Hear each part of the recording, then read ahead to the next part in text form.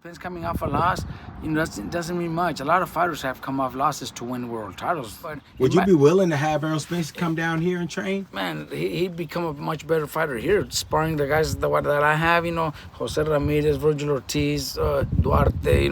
All these guys, that I have, Murataya and Lindolfo Delgado. I don't know how his training camps are, honestly, but he needs to be around solid fighters, guys that are gonna push each other to train.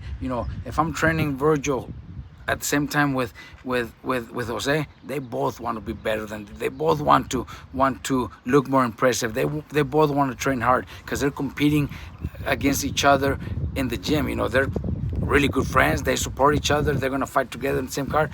But it does help. It does help. And like I said, I don't know. But with it being such a proving ground, the way that it is down here, do you think that he'd adjust well based on his success? Because I think he's one of those. You think he's still hungry? I think he has that mentality, and I think he's still hungry. I think he has that mentality too, to come in there and be the best, because you have really good fighters, so you have to. I tell every fighter in my gym, you want to be the best. Even though they're all my fighters, you want to be the best. So they all work hard, they all train hard, they all spar hard because they want to show that they're the best. And I think that's something like that is what Errol Spence needs. I'm not saying it has to be with me.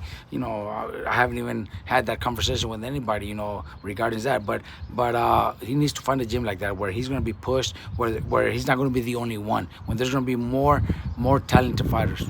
How do you assess a guy in that situation that's come to you? I know you've had people come to you before that are kind of proverbially in a crossroads of their career. How do you assess them to the point to where you say, okay, I will take the job? What are some things that you look for? First of all, they got to come and understand that I have a team. And it's not just, you're not gonna just get me, you're gonna get my team. I have my team, Jose Ramirez, Virgil, everybody that comes to me, they know I have a team.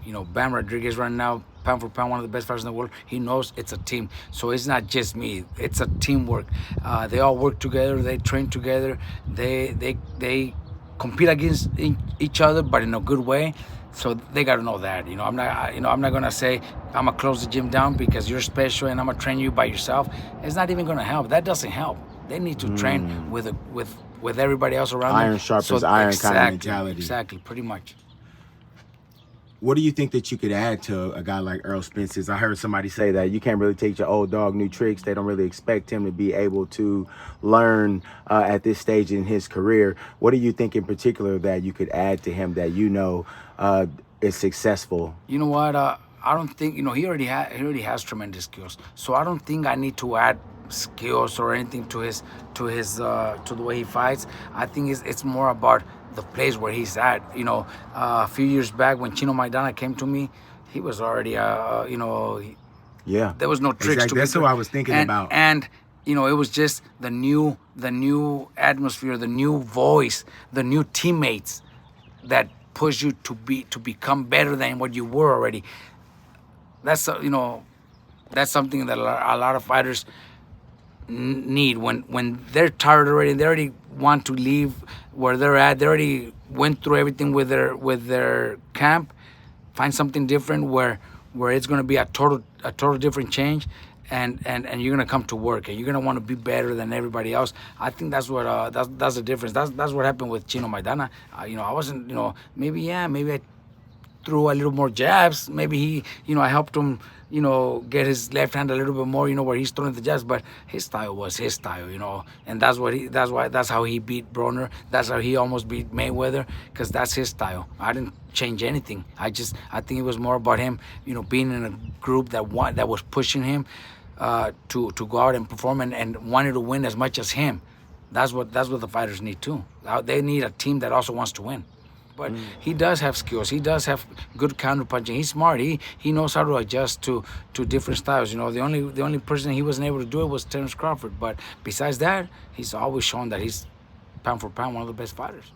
I see you got kind of country vibes going on here. Maybe a place where Errol Spence could feel at home. Oh, that's right. He likes this kind of stuff. You're right. I rolled up, I saw some chickens on one side, and I saw ducks in the little pond in the front. That is true. A serene, quiet place, man, it's where very a man learns to go to battle. This is Marcus Hayes for Fight Hub TV with the legendary Mr. Robert Garcia. Robert, thank you for staying, man, and taking time. I will see you tomorrow for sparring. Appreciate you, my brother. Awesome. Thank you kindly. Thank you.